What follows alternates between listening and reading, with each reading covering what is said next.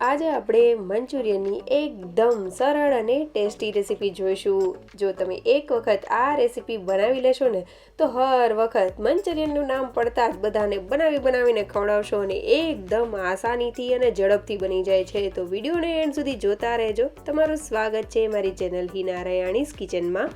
આપ સૌને મારા જય શ્રી કૃષ્ણ. તો ચાલો શરૂ કરીએ આજની આ રેસીપી. તો સૌથી પહેલાં મંચુરિયન બનાવવાનું મેઇન ઇન્ગ્રેડિયન્ટ લઈ લઈએ. કોબી લીધેલું છે મેં, એક આખું કોબી લીધેલું છે, તેના 2 પાર્ટમાં ડિવાઈડ કરી લેશું અને તેમાંથી પણ 2 પાર્ટમાં ડિવાઈડ કરી લેશું. મેં અત્યારે એક ચોપર લીધેલું છે, સીધું હું એમાં જ કટ કરીને એડ કરી રહી છું. તમારે પાસે ચોપર ન હોય તો તમે ખમણી મદદથી ખમણીને પણ એડ કરી શકો છો, અથવા તો જો ખમણીમાં પણ ન કરવું હોય તો મિક્સર જારમાં પલ્સ રેટ ઉપર પણ કરી શકો છો. ચોપર અને મિક્સર જારમાં આસાનીથી ફટાફટ તેમાં જે કોબી છે તેના નાના નાના પીસીસ એટલે કે એકદમ સરસ એવું તમે જોઈ શકો છો આ રીતે થઈ જાય છે. ખમણવામાં થોડી વાર લાગે છે, એટલે જો ઝડપથી બનાવવું હોય તો તમે ચોપર અથવા તો મિક્સર જારનો ઉપયોગ કરી શકો છો. તો આ રીતે જ મેં પોણું એવું કોબી લીધેલું છે. મેં અંદાજિત જ આખી રેસીપી બનાવેલી છે, એટલે તમારે જેટલી રેસીપી બનાવવી હોય એટલું તમે કોબી કે એ બધું લઈ શકો છો. તો મેં પોણા કોબીને આ રીતે જ ચોપ કરી લીધેલું છે.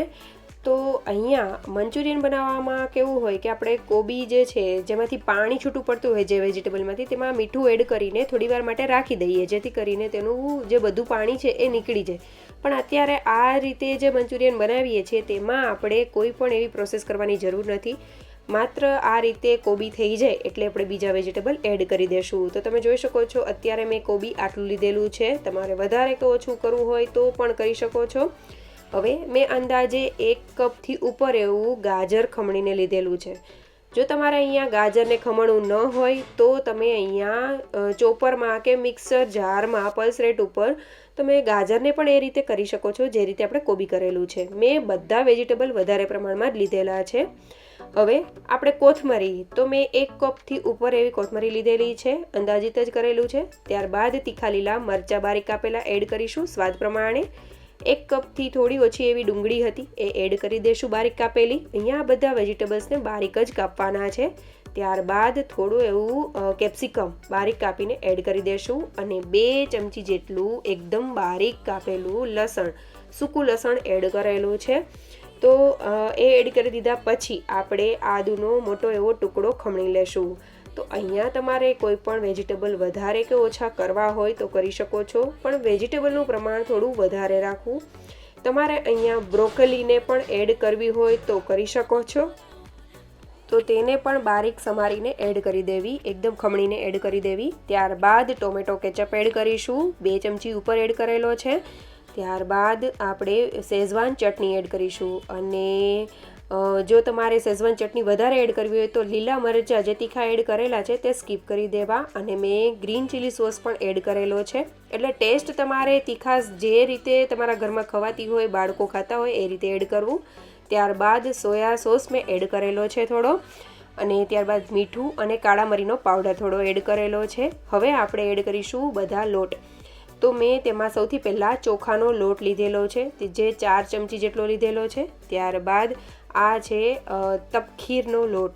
જનરલી કેવું હોય કે આપણે મંચુરિયન બનાવતા હોઈએ ત્યારે મેંદો અને કોર્નફ્લોરનો જ યુઝ થતો હોય છે. તો મેં આજે મેંદાનો ઉપયોગ નથી કરેલો. ચોખાનો લોટ, કોર્નફ્લોર અને તપખીરનો ઉપયોગ કરેલો છે.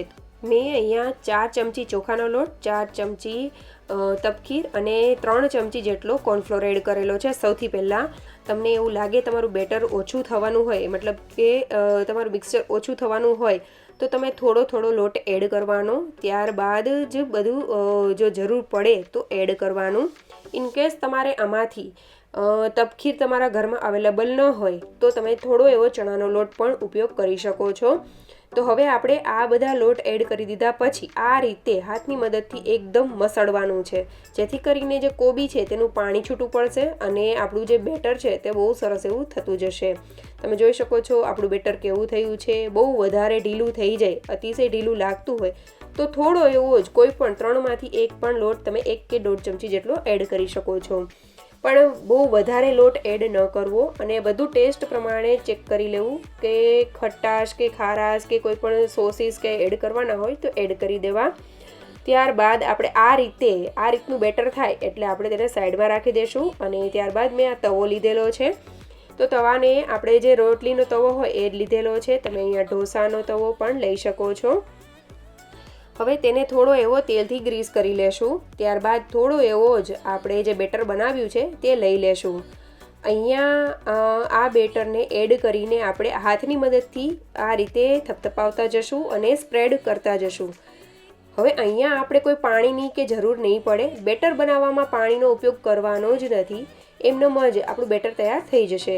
એટલે આપણે કોઈ પાણીનો ઉપયોગ કરવાનો નથી અને એકદમ થોડું એવું ઢીલું જ હશે. એટલે આ રીતે સ્પ્રેડ પણ ઇઝીલી થઈ જશે. તમે જોઈ શકો છો હું કઈ રીતે સ્પ્રેડ કરી રહી છું. એટલે આ રીતે આપણે સરસ એવું સર્કલ એવું થેપલા કયો, પુડલા કયો કે પછી થાલીપીઠ કયો, આ રીતે આપણે બનાવીને તૈયાર કરી લેશું. થોડું એવું જ મેં સાઈડમાં તેલ એડ કરેલું છે જેથી કરીને સરસ એવું થઈ જાય. અને આ રેસીપીમાં બહુ તેલની જરૂર પણ નથી પડતી. ઇનકેસ તમારે ઓછું તેલ યુઝ કરવું હોય તો પહેલી વખત જ્યારે આપણે બનાવીએ ત્યારે જ થોડું તેલનું જરૂર પડે છે. બાકી પાછળના જે પુડલા કે થેપલા તમે તૈયાર કરો તો એમાં બહુ વધારે તેલ એડ ન કરો તો પણ ચાલે, તો પણ સરસ એવા થઈ જશે. હવે આપણે એક બાજુ સરસ એવું થઈ જાય એટલે આપણે બીજી બાજુ તેને ફેરવી લેશું. અને સાઈડમાં મેં ફરીથી થોડું એવું તેલ એડ કરેલું છે, તમે જોઈ શકો છો. હવે તેને બીજી બાજુ પણ સરસ એવું ચડવા દેશું અને ફરીથી તેને ફેરવી લેશું. આપણા પુડલા બહુ સરસ એવા ટેસ્ટી એવા બન્યા છે. અને આપણે અહીંયા જે તમે જોઈ શકો છો કે તેનો કલર પણ મંચુરિયન જેવો જ લાગે છે. ટેસ્ટમાં તો મંચુરિયન જ છે. અને આ પુડલાને બનતા બહુ વાર પણ નથી લાગતી, ફટાફટ એવા થઈ જાય છે. એટલે જ્યારે પણ તમને ખાવાની ઈચ્છા થાય તો ઝડપથી તમે બનાવી પણ શકો છો. તો એ જ રીતે આપણે ફરીથી થોડું એવું તવા ઉપર તેલ એડ કરી દઈશું અને થોડો એવો લુઓ લઈને આ રીતે સ્પ્રેડ કરી દઈશું. તમે જોઈ શકો છો બહુ ઇઝીલી ફટાફટ કોઈ પણ વ્યક્તિ આસાનીથી બનાવી શકે છે અને બને છે પણ એટલા ટેસ્ટી એવા. અને અહીંયા તમે જોઈ શકો છો કે આપણો જે મંચુરિયનનો કલર હોય એવા જ આપણા પુડલા અત્યારે બન્યા છે. પણ ઇનકેસ તમારે આ રીતનો ડાર્ક કલર ન જોઈતો હોય, જે સોયા સોસ એડ કરીએ એટલે આ રીતનો કલર આવતો હોય છે. પણ ઇનકેસ તમારે આ રીતનો કલર ન જોઈતો હોય તો સોયા સોસ સ્કીપ પણ કરી શકો છો. અને જો તમારે વિનેગર એડ કરવું હોય બેટરમાં તો કરી શકો છો. મેં અત્યારે નથી કરેલું તો પણ ટેસ્ટી જેવા બન્યા છે. તો જરૂરથી આ રીતના આ પુડલા બનાવજો.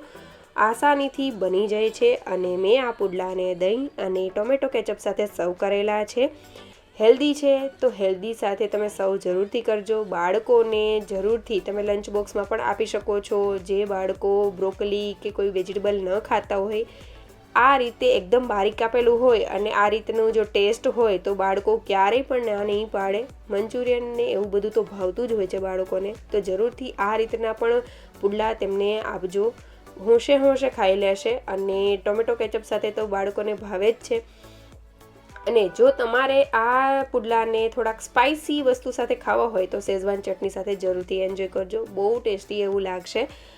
તો જરૂરથી બનાવવા જેવી આ રેસીપી તમે એક વખત બનાવીને મને કમેન્ટ કરવાનું ભૂલતા નહીં. એક વખત તમે ખાવાનું ચાલુ કરશો ને તો હાથ નહીં રૂકે, એટલો સરસ એવા બને છે. મારી ડોટર બાજુમાં આવીને ઊભી રહી ગઈ હતી કે મમ્મા જલ્દી બનાવું, મારે જલ્દી ખાવા છે.